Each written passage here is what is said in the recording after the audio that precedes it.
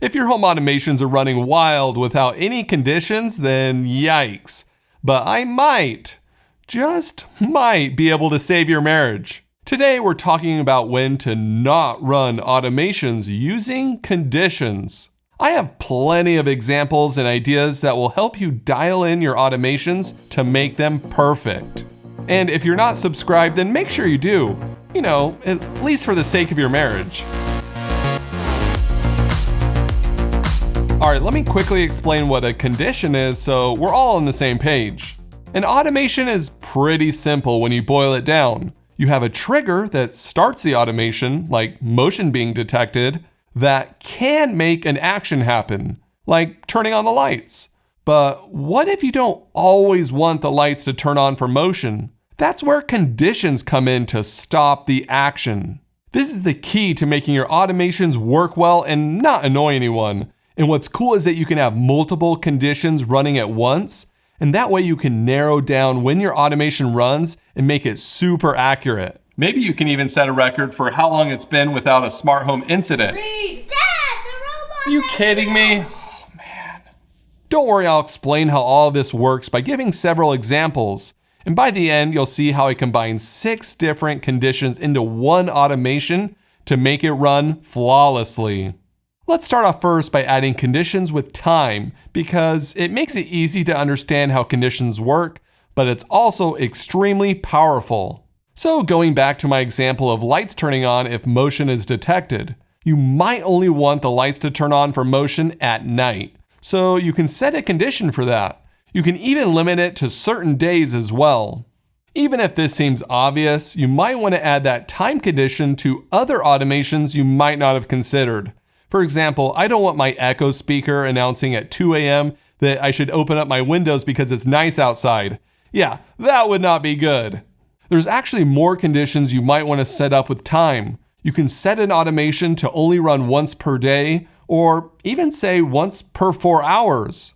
If you don't do this, certain automations, like ones that use motion or person detection, could get triggered over and over again, which is just a recipe for disaster. Another really helpful time condition is how long a device has been on or off for. I use this for things like a smart light switch and a motion sensor.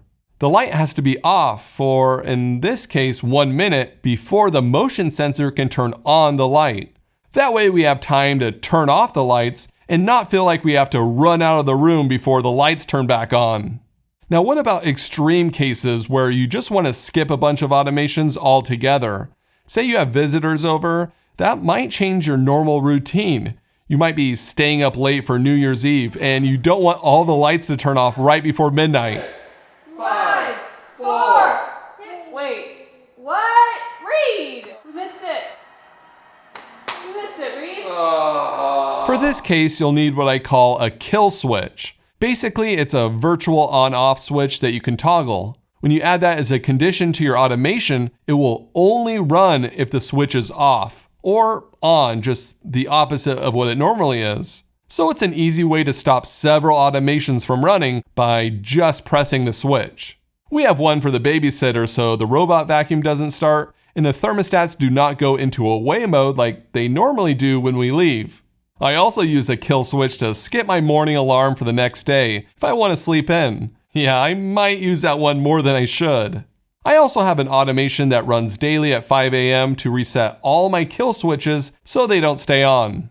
Here's one last idea. Add the kill switch condition to all of your automations. Then if you're looking for an anniversary gift or if you love your spouse a lot, give them the nuclear launch codes to destroy all your automations. One press of this button turns off all the automations.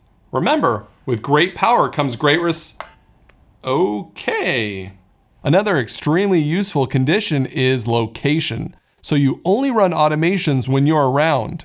You don't need automations alerting you, for example, that the washing machine is done if you're not even home anyways. I also have a condition to stop certain automations from running if I'm not home. That way, if I'm gone on a business trip, the automations are not annoying my family if something wasn't working properly. If you want to get a little more precise and advanced, you can even use room detection, so automations will only happen if you are in the room. But even if you don't have that, there's still a lot of ways you can get creative. For example, I have my shades open up slightly when motion is detected during the day in our bedroom. But say I want to take a nap since I didn't sleep in that day. The pressure sensor under my bed will know I'm lying down and not only immediately close the shades, but also stop the shades from opening if someone walks into the room using a condition. Or if you want to automate using something you already have, combine the time and your phone charging as 2 conditions. Using those 2, you can determine that you're probably in bed for the night. That way you can skip turning off all your lights if you were staying up late, since your phone is not on the charger yet. There's one last type of condition I want to go over that I like to call thresholds. They're really easy to use, and they give you or even your loved ones an option for overriding automations. Let me explain. Say you have a dimmer switch that's controlled by a motion sensor. There's a really simple way to keep the light from turning off when there's no motion. If you have the kitchen lights turn on for motion, instead of going to 100% brightness, only go to 95% when motion is detected. Then if you're cooking in the kitchen and you want the lights to stay on, just tap the switch's on button to get it to 100%. This will override the automation of turning off the lights, since it has to be at 95% for that to happen. I have the same logic set up for my motion shades. If I want them to stay open, I just open them all the way and they won't automatically close. You can even set this up based on if a device is on, which is really useful. For example, our shower lights will not turn off from no motion detected, only if the ceiling vent fan is on. I first set this up so the lights don't turn off while we're showering, but now I use it all the time to keep the lights on, like if my wife is doing her makeup. To see how these can be all combined into one automation, let's take a quick look at my living room motion lights that have 6 conditions. Yeah, that's right. 6.